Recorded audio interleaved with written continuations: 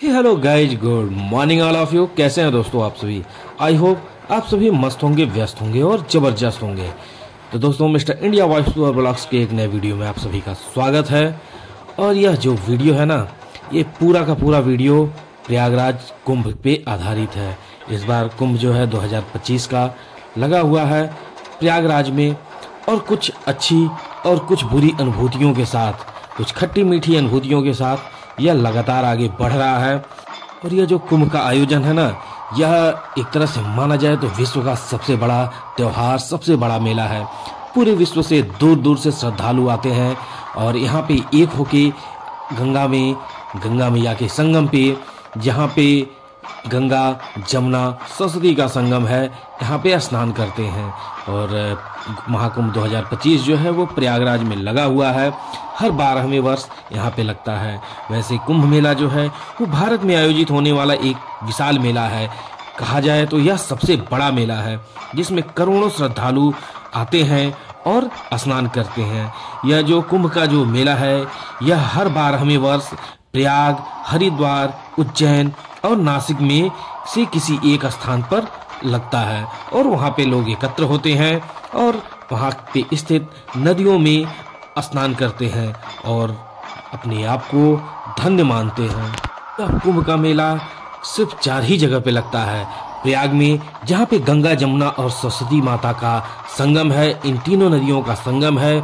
उसके बाद हरिद्वार में, जहाँ पे माँ गंगा के तट पे यह लगता है। और फिर उज्जैन में क्षिप्रा नदी के तट पे, और नासिक में गोदावरी नदी के तट पे यह कुंभ लगता है। और यहाँ पे लोग आते हैं, स्नान करते हैं। दोस्तों, जैसा कि आपको पता है, अपने पिछले वीडियो में हमारे देखा भी होगा कि हमें चोट लगा था, हमारा एक छोटा सा एक्सीडेंट हो गया था, जिसके कारण हमें चलने में बहुत ज़्यादा दिक्कत हो रही है। और डॉक्टर ने बोला है कि 2 से 3 महीने लगेंगे पूरी तरीके से ठीक होने के लिए। इस कारण से मैं यहाँ पे नहीं जा पाया, लेकिन हमारे बहुत सारे दोस्त यहाँ पे गए और मेरे परिवार के बहुत सारे लोग यहाँ पे गए हुए हैं। और उन्हीं के द्वारा जो वीडियो भेजा गया, उन्होंने जो वीडियो बनाया, उसी के आधार पे हमने सोचा कि एक वीडियो बना के पूरे प्रयाग का, पूरे इस महाकुंभ का जो कवर करता हुआ वीडियो है वो आपको प्रेषित करें, अपलोड करें, ताकि आप इस वीडियो के माध्यम से आप पूरे महाकुंभ को कहीं भी बैठे हुए देख सकते हैं। तो दोस्तों, हमारे साथ लगातार बने रहें, इस पूरे वीडियो में लगातार बने रहें। आपको बहुत ही मजा आएगा, बहुत ही आनंद आएगा। पूरे प्रयागराज का आप दर्शन करेंगे। इस माँ गंगा, माँ जमुना और माँ सरस्वती के संगम पे जो श्रद्धालु आए हैं वो आप दर्शन करेंगे। और हाँ, थोड़ा सा दुखद भी रहा यहाँ का महाकुंभ, क्योंकि यहाँ पे जो भगदड़ मची उसमें बहुत सारे लोग काल के गाल में समा गए। लेकिन इन खट्टी मीठी अनुभूतियों के साथ, इन अच्छी बुरी अनुभूतियों के साथ यह महाकुंभ लगातार बढ़ रहा है, आगे बढ़ रहा है।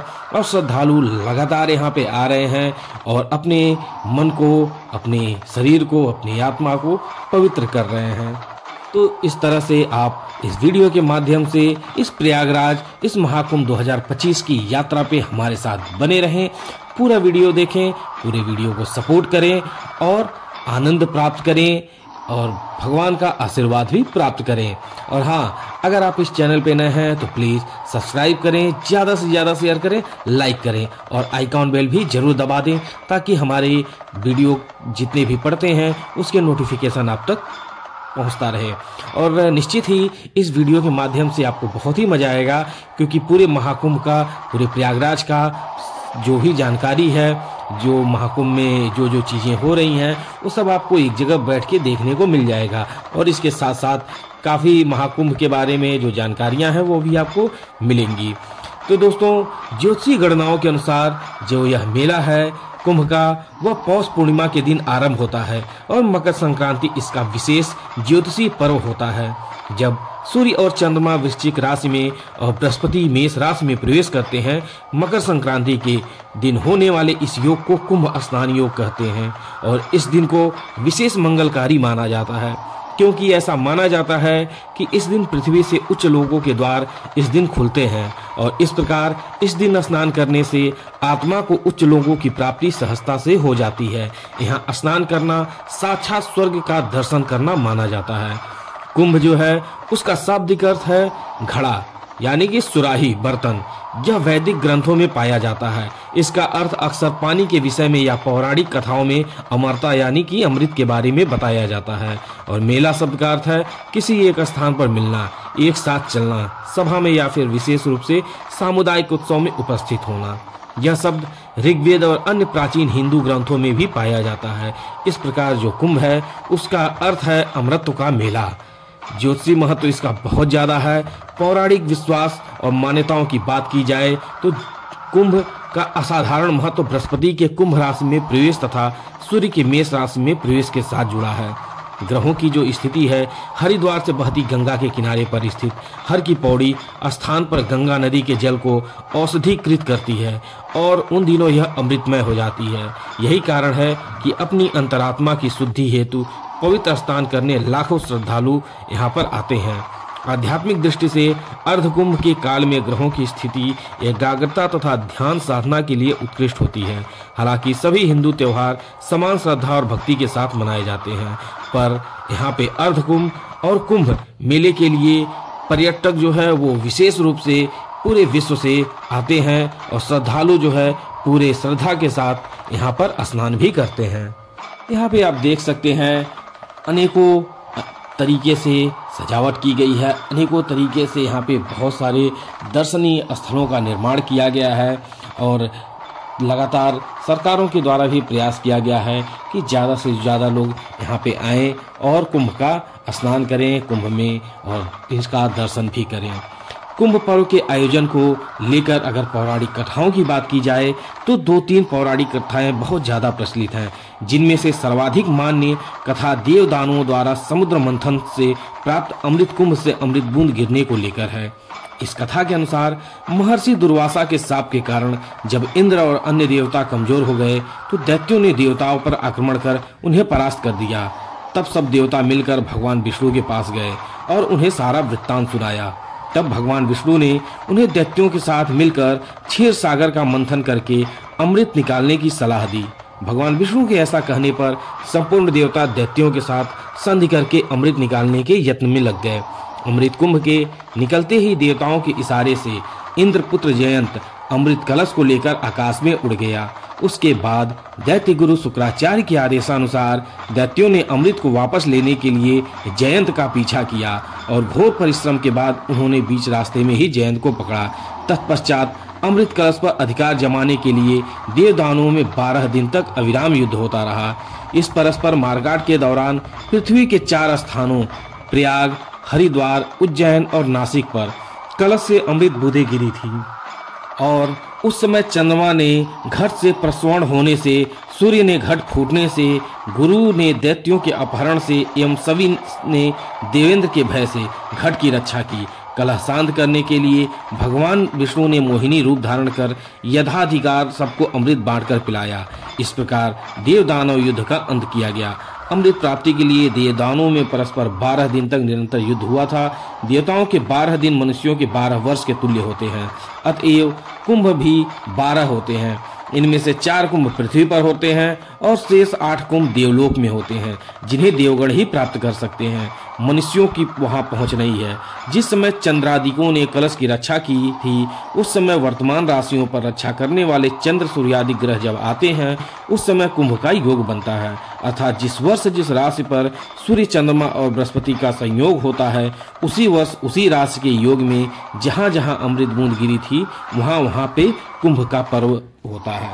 कुंभ में जो 4 स्नान है वो काफी ज्यादा फेमस हैं, जिसमें पौष पूर्णिमा, मकर संक्रांति, मौनी अमावस्या और बसंत पंचमी, ये चारों स्नान काफी ज्यादा प्रसिद्ध हैं। और इसके साथ साथ महाशिवरात्रि का भी जो है स्नान बहुत प्रसिद्ध है और इसे ही अमृत स्नान भी कहा जाता है। ऐसे तो हर कुंभ का बहुत ही ज्यादा महत्व है, परंतु इस बार 2025 में जो कुंभ पड़ रहा है उसका महत्व कहीं ज्यादा है। इस बार का जो कुंभ है वो महाकुंभ है। यह 144 साल बाद लग रहा है। ये महाकुंभ इसलिए भी खास है क्योंकि 144 साल के बाद महाकुंभ का उल्लेख विशेष ज्योतिषी या खगोलीय घटना की ओर संकेत करता है।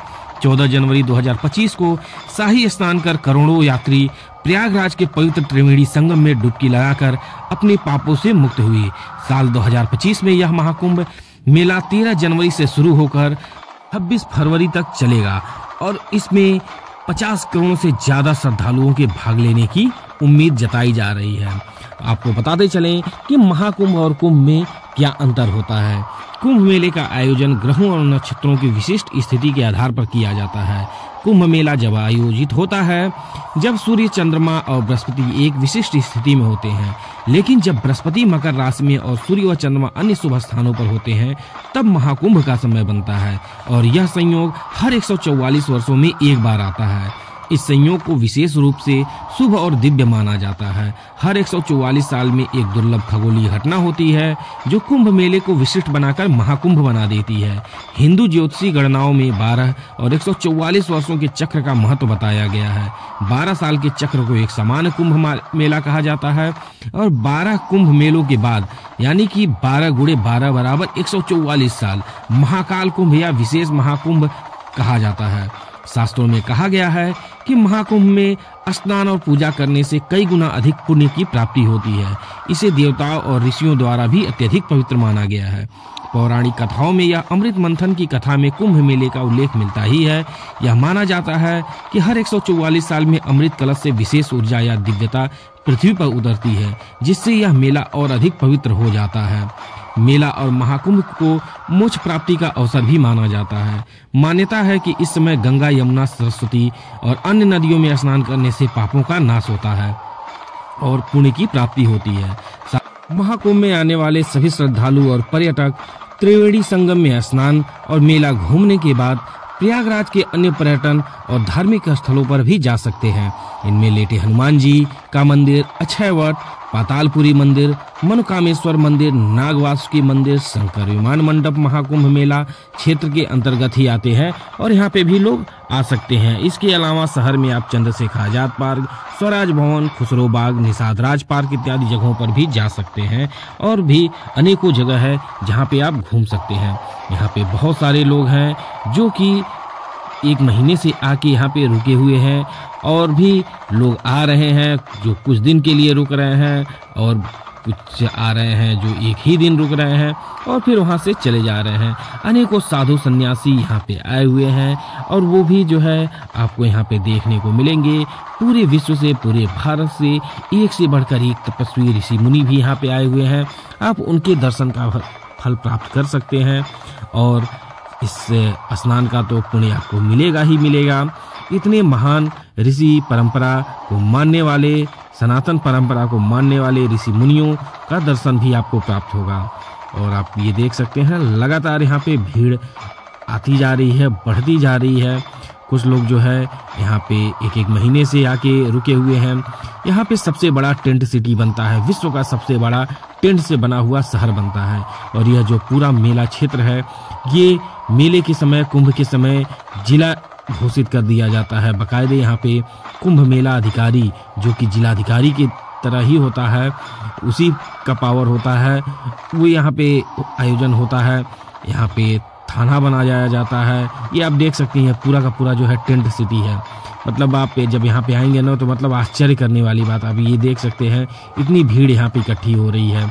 ये पूरा ब्रिज है जो कि एकदम भरा हुआ है केवल गाड़ियों से और जो यात्रीगण हैं उनसे, चूँकि लगातार इतनी ज़्यादा यहाँ संख्या होती जा रही है जिसके कारण यहाँ पे मतलब क्या ही बताया जाए कि प्रशासन को इतना समस्या हो रहा है ना कि किसी तरीके से इसको मैनेज करने में।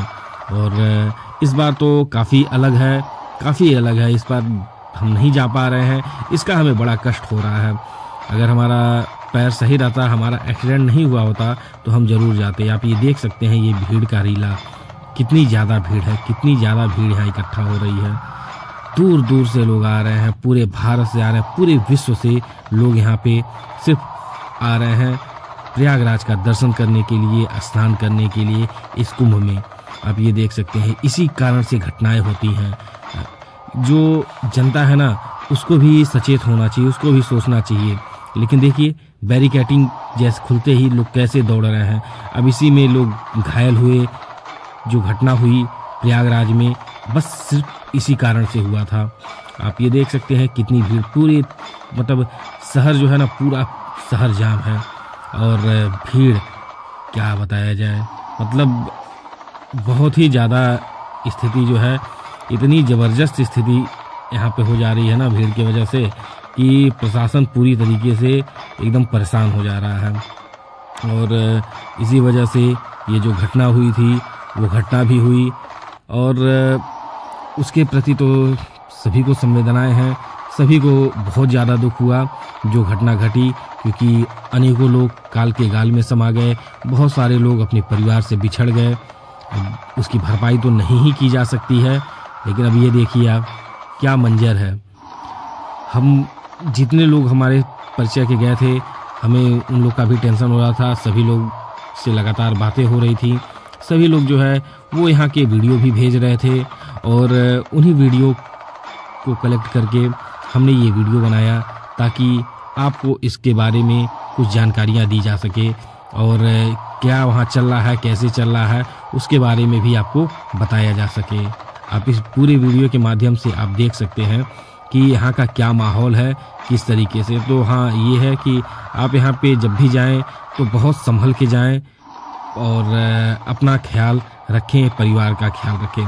वैसे हम तो यही कहेंगे कि बच्चों को तो यहाँ बिल्कुल ही ना ले जाएं, और इसलिए ना, क्योंकि इतनी ज़्यादा भीड़ हो रही है कि बच्चों के लिए बहुत ज़्यादा दिक्कत है। और अगर जाएं तो बहुत ज़्यादा होशियार रहें, बहुत संभलें, ताकि किसी तरीके से जो दर्शन है वो दर्शन हो सके। क्योंकि दूसरे अमृत स्नान के दिन जो भगदड़ मची और उसके कारण जितने लोग घायल हुए, उनके बारे में सोच के तो पूरा का पूरा जो है ना, सभी लोग सिहर उठते हैं।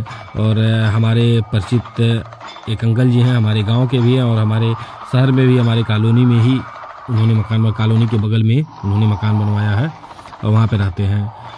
उनके कई रिलेटिव हैं, लगभग 20 से 22 लोग वहाँ पे घायल हो गए हैं, और वो बता रहे थे। इस कारण से वो जाने वाले थे, लेकिन उन्होंने अपना कैंसिल कर दिया। उन्होंने कहा कि मैं नहीं जाऊँगा, और कई लोग ऐसे हैं जो इसी कारण से जो है कैंसिल भी अपना कर दिए जाना। लेकिन श्रद्धा जो है, वो जो भक्ति है, वो तो सबसे ऊपर होती है, आप जानते ही हैं। उस श्रद्धा और भक्ति के कारण अभी भी लोग जा रहे हैं, उसके बाद भी लोग जा रहे हैं, और जाते रहेंगे जब तक यह चलता रहेगा।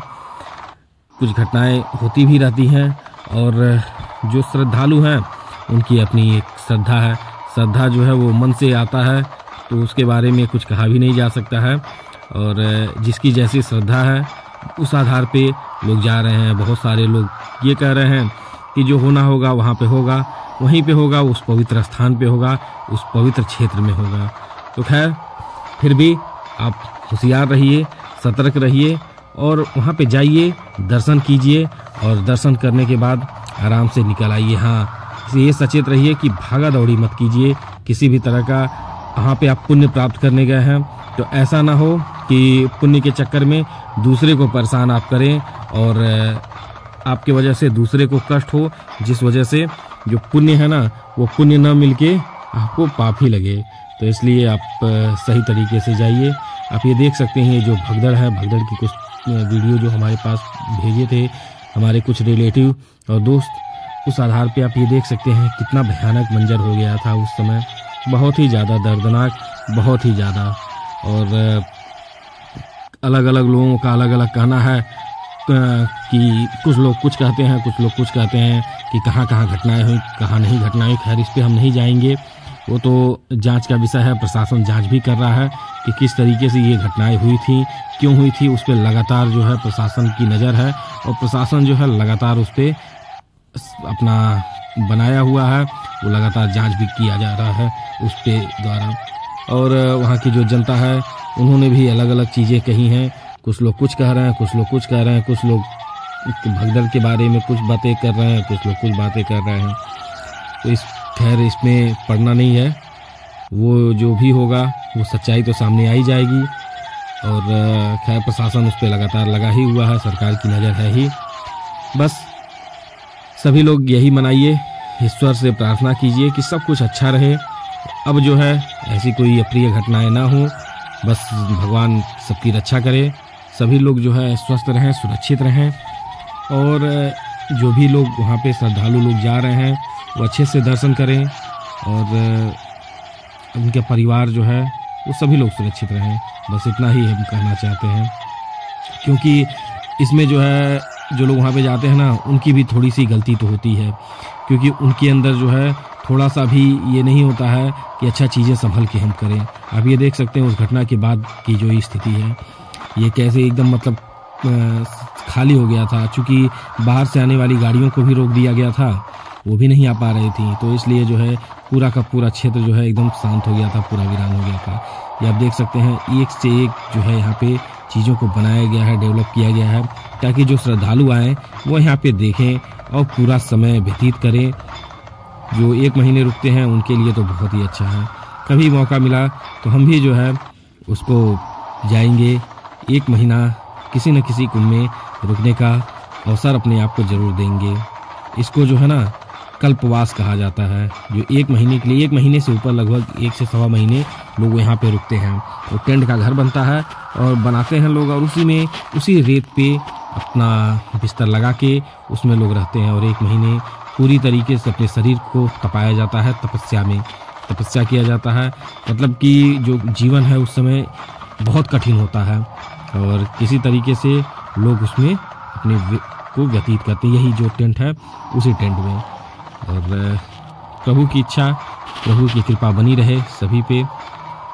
और उसके बाद जो है फिर तीसरा जब अमृत स्नान पड़ा, दूसरे के बाद दूसरे में तो भगदड़ हुई, लेकिन जब तीसरा अमृत स्नान पड़ा तो उसमें भी देखिए शहर में लोग इकट्ठा हुए और अमृत स्नान उन्होंने किया, डुबकी लगाई इस संगम में और अपने आप को ईश्वर से कनेक्ट किया, और जो उनको आशीर्वाद मिला वो प्रभु की कृपा मिली, वो तो मिली ही मिली।